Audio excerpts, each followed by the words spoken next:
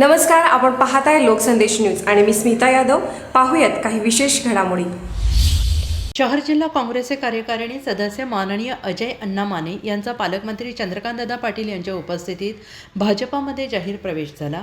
भाजपाचे नेते पृथ्वीराज बाबा पाटील हे काँग्रेसमध्ये असताना अजय माने हे शहर जिल्हा काँग्रेस कमिटीमध्ये कार्यकारिणी सदस्य होते. त्यांनी वॉर्ड क्रमांक 1 मधून काँग्रेस पार्टीसाठी मोठे योगदान दिले.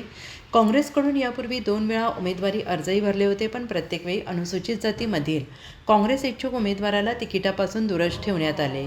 सध्याच्या निवडणुकीत तर काँग्रेस श्रेष्ठींकडून कोणतीच विचारणा केली नाही, त्यामुळे त्यांच्यासह कार्यकर्त्यांमध्ये नाराजी निर्माण झाली होती.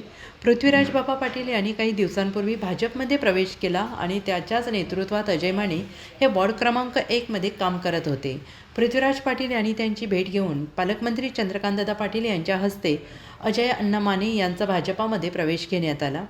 अजय माने यांच्या भाजपा प्रवेशामुळे कुपवाडमधील वॉर्ड क्रमांक 1, वॉर्ड क्रमांक 2 मध्ये भाजपाला मोठे बळ प्राप्त झाले आहे. यावेळी दीपक बाबा शिंदे, पृथ्वीराज बाबा पाटील, धनपाल तात्या खोत, प्रकाश ढंग, महेंद्र पाटील, सनी धोत्रे, प्रकाश पाटील, राहुल पाटील, समीर मुजावर, प्राजक्ता धोत्रे, मालुश्री पाटील आणि कार्यकर्ते उपस्थित होते.